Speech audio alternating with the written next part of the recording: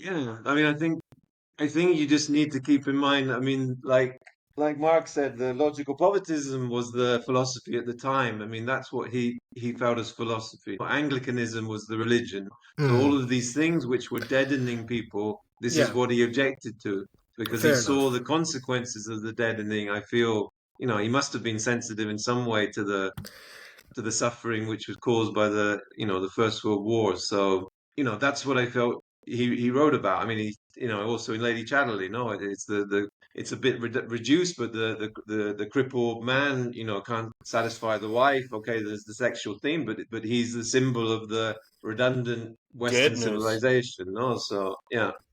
How Um, beastly the bourgeoisie is, especially the male of the species. uh, you know, This is what he's so reacting against. yeah, I mean, I relate to this kind of what you say is othering, I suppose, I mean, I think in the end it doesn't lead you anywhere, I would say, but I relate to it, I guess, from my own psychology, and for someone to express all of that like he does in this way, like we said, no, it feels othering, but it's at the same time, yeah, maybe no, I think it is playful, but I think there was maybe in the end a bitterness there, which is not attractive, I suppose, no. Yeah, that's I guess, and So, that's what frustrates me sometimes. Well, I like it. I relate to it and sympathize with it. So mm, this is what I'm saying. That's one of his idiosyncrasies that I actually appreciate and like because it's authentic. It's real, yeah. And okay, so it doesn't fit your ideal. It doesn't even fit his own ideal of tenderness and compassion and all that. But he's human too, He's like maybe he's aiming towards that, but he hasn't fully processed the bitterness Mm, of being forced to grow up in this dead society that brainwashed him and imposed all this fucking bullshit on him. And mm, I mean, I relate to that too. I came up in the same type of environment, even though it's almost, well, at least half a century later. mm. Um, and I've not completely escaped all of that even now But we're in still middle suffering middle from this. age. No, I mean, we're still, Exactly. I mean, Yeah. we've mentioned in passing, no, what did you say, pimping the vaccine and, Gaza. So, where does this come We from? have All of this, we haven't what, we haven't if learned. We haven't we learned. haven't That's learned, yeah.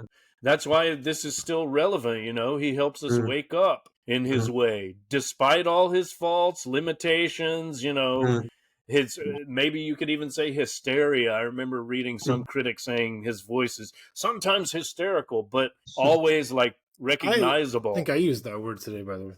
I'd like to Okay. take credit for that. Well, there you go. Maybe it was Terry Eagleton or someone, but um yeah, so I'm gonna just continue because let's make our way through the Yeah, I can't text. stay too long away. I need to see my son at some point this afternoon. Sure.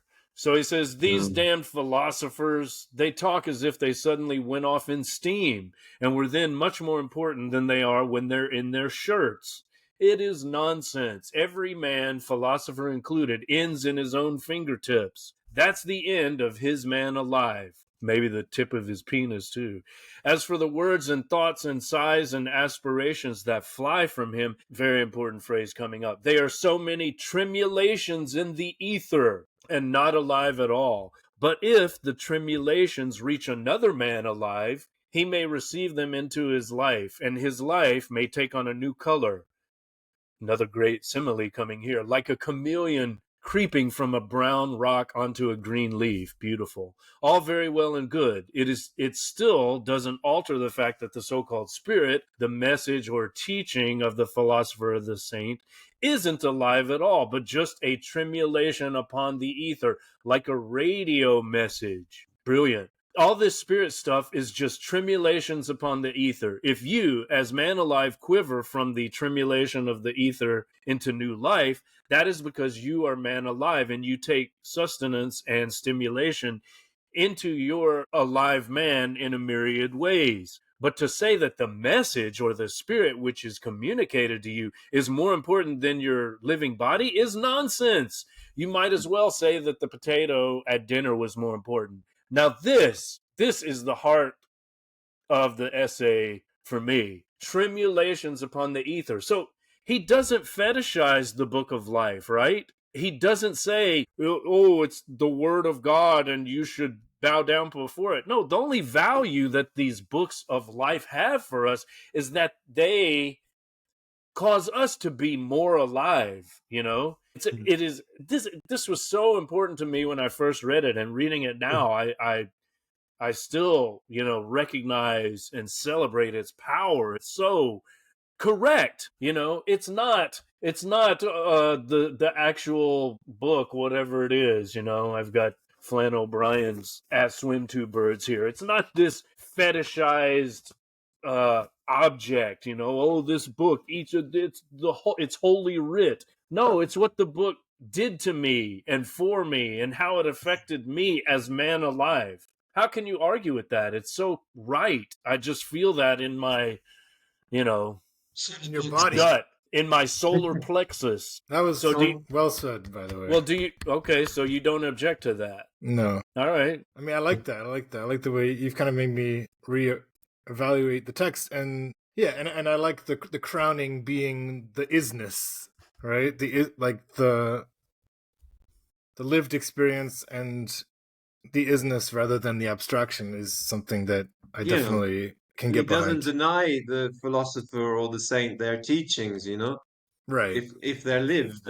Well, as a creator of, you know, content or art or whatever, writing books, making music, and so on, I always try to remember, these are just tremulations upon the ether. I'm just sending it out there. If it resonates with someone like a radio message, I like that simile, then that's great. You know, if it causes someone else to be more alive, I've done my job as someone who, you know, has, I won't even say created, but disseminated this, caused this tremulation upon the ether, you know? So it really kind of dethrones the idea of the novelist, the great artist that everyone must make obeisance to and bow down to. No, he's just a man alive who occasionally